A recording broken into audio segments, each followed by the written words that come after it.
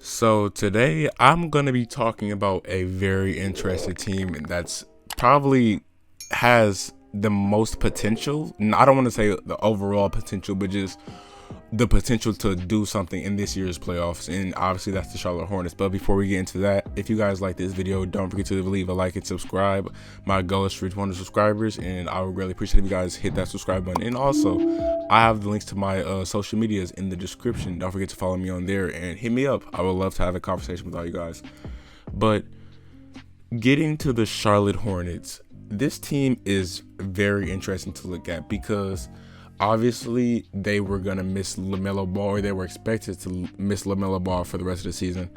But he's coming back, basically. And I know a lot of NBA fans are pretty happy about that, especially he was the front runner for the Rookie of the Year.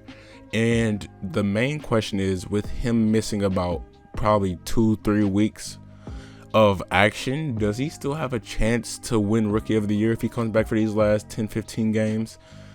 I don't know. That's a real question I have. But just to get to the Hornets in specific, they are currently the 8th seed in the Eastern Conference, with a lot of teams potentially able to take their spot. But again, they can also move up in the standings. They have a 28-28 record at the moment, right at 500.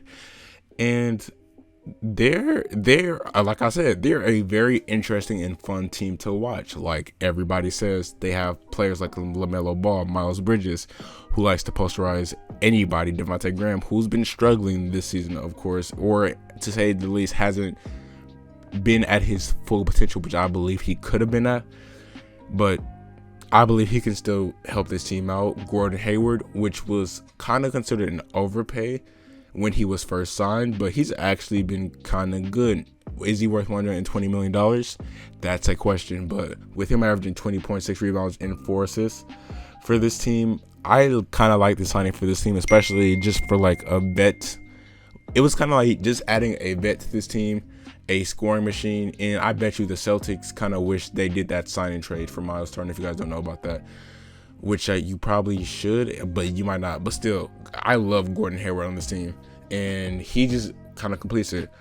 But then they also have players like the Martin brothers, who's been posterizing people, and just they're pretty good. They're not obviously the best, but they can get a few flashy dunks from now and then.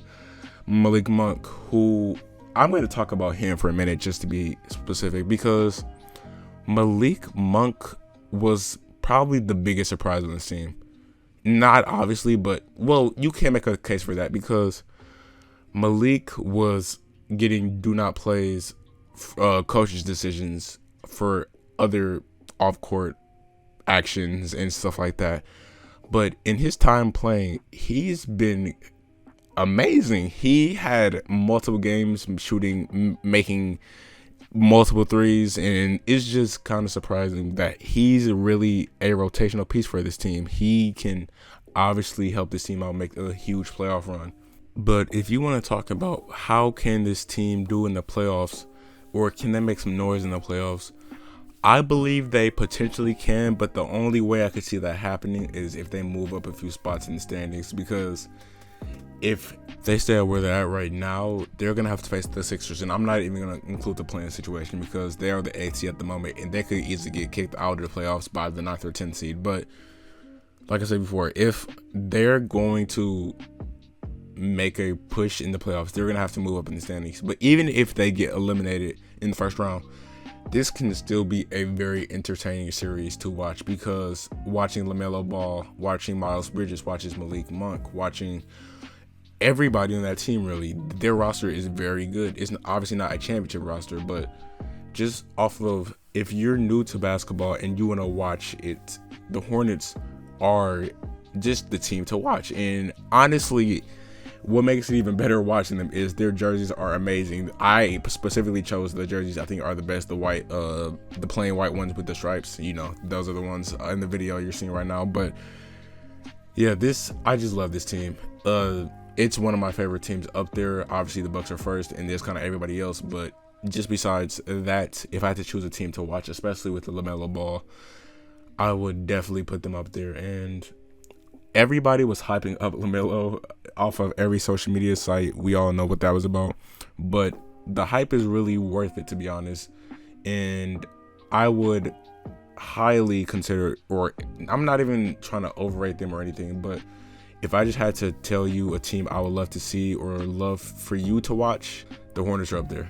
But a lot of people should be paying attention to this team no matter what happens throughout the rest of the season. But yeah, LaMelo will be back. He will be on this roster in the playoffs especially. So I really hope they make the playoffs. I really hope they do well. I don't think they will, but they can potentially make some noise depending on where they land in the standing. But with that being said, that will be the end of today's video, and I'd like to thank you guys so much for watching. If you guys like this video, don't forget to leave a like and subscribe, and just leave a comment. Where do you think this team is going to finish off in the standings, or potentially in the playoffs? Can they make it to the second round potentially if they move up? I just want to know what you guys think about this team. But I appreciate you guys, and I will see you guys on the next video. Peace.